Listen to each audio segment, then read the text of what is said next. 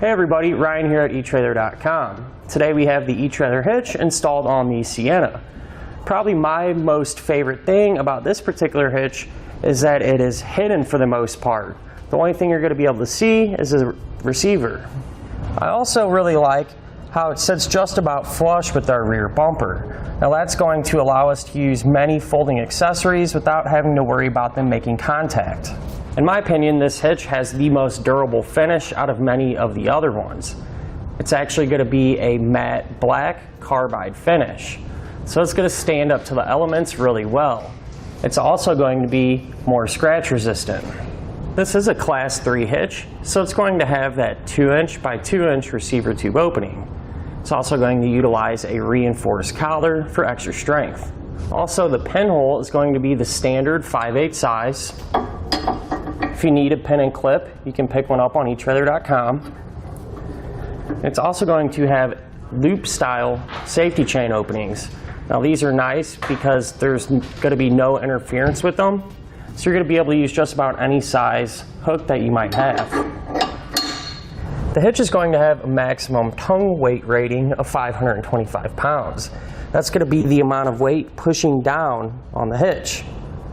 It's going to have a maximum gross trailer weight rating of 3,500 pounds. That's going to be the amount of weight pulling on the hitch. So that's going to be the weight of your trailer plus anything you might have on it. Now it's always a good idea to check with your owner's manual to make sure your Toyota can pull that much weight. Now I'm going to give you a couple of measurements. You're going to use these to determine which hitch mounted accessories to use. From the ground to the top inside edge of the receiver tube opening is about 11 3/4 of an inch. You're going to use that measurement when determining to get a ball mount with either a rise or a drop. From the center of the hitch pin hole to the edge of the bumper, it's about 4 inches. You're going to use that measurement to figure out if you can use your folding accessories in the upright position without making contact with the bumper. Now that we've gone over some of the features, let's show you how to get it installed. To begin our install, we're going to need to remove this plastic splash guard. Now there's going to be a few different style fasteners holding it in place. We're going to go ahead and remove these ones first. There's going to be 8 of these white pushpin style fasteners all along the front edge of the splash guard. To get them out, you can use a trim panel removal tool like this, or even a flathead screwdriver can do the trick as well. Just pry underneath the white head of it, pull down, and then it'll pop right out. Now here towards the bumper, there's going to be 5 10mm screws that we're going to need to remove.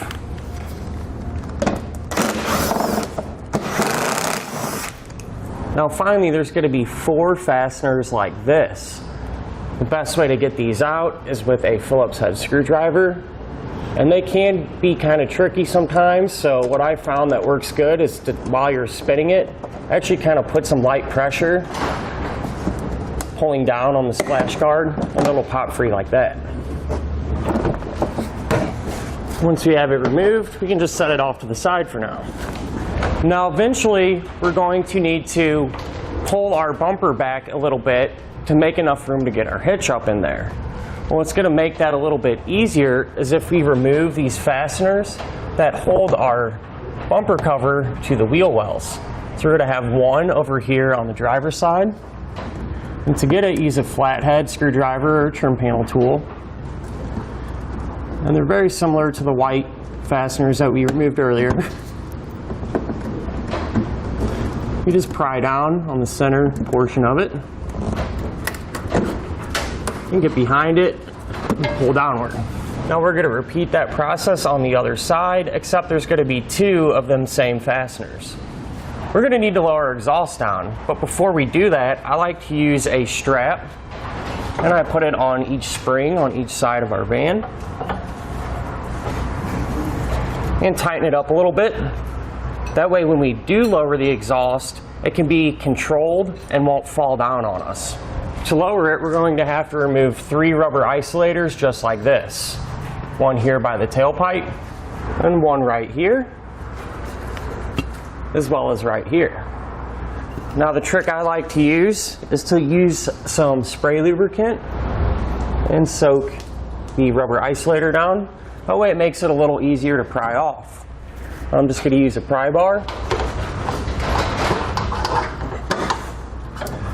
Get it off just like that. I'm going to go ahead and do that for the 2 remaining hangers.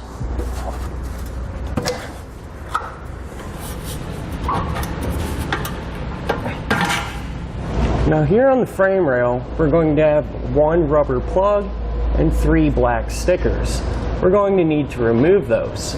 To get the plug out, you just take a flathead or a trim panel tool, just pop it on out. Now the stickers you can just scrape away with the flathead. Now the other side is exactly the same.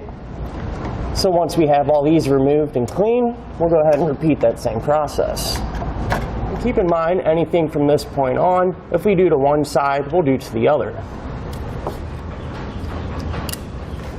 Now that our mounting locations are exposed, it's a good idea to clean the threads out. I'm just going to use a little lubricant and a tube brush to clean it out. If you need one of these, you can find it on etrailer.com. Now the instructions tell us to remove our rear bumper. However, I found a way to get our hitch installed that saves us a lot of time. And what we're going to do is, along here, there's going to be 2 tabs just like this. What we're going to do is actually bend those flat. And when we do this, we got to be really careful because they're just glued on. So what I like to do is take something to hold and put pressure on this top portion. And with a pair of pliers, just carefully work it down flat.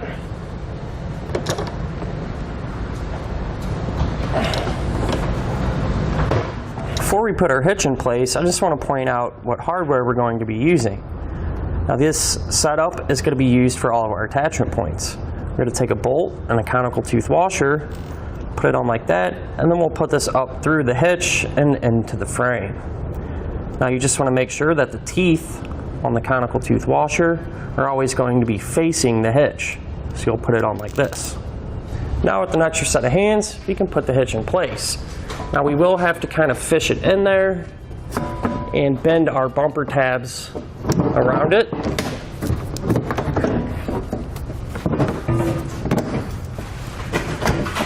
Now once we have it set against our frame, we can take our hardware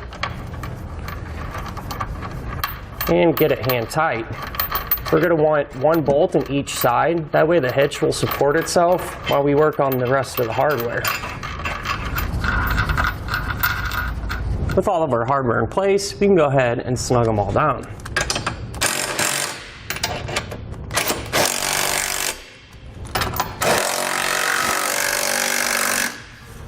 Now we can use a torque wrench to torque all of our hardware down. You can find that torque specification in the instructions.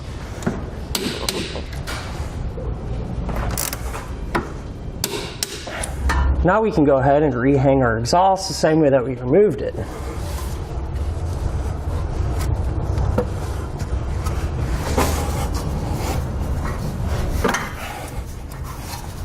Since our exhaust is supporting itself now, we can take off our safety strap. Now we're going to go ahead and straighten out our tabs.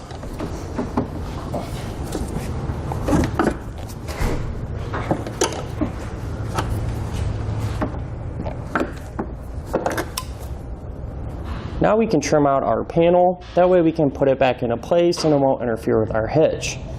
Now there is a diagram and the instructions that you can follow. I went ahead and marked it out here.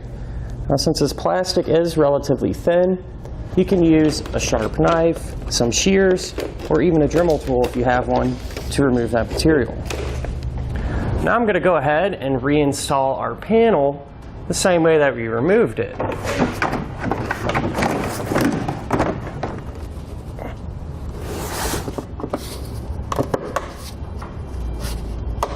And that'll do it for our look at an installation of the etrailer.com trailer hitch receiver on our 2014 Toyota Sienna.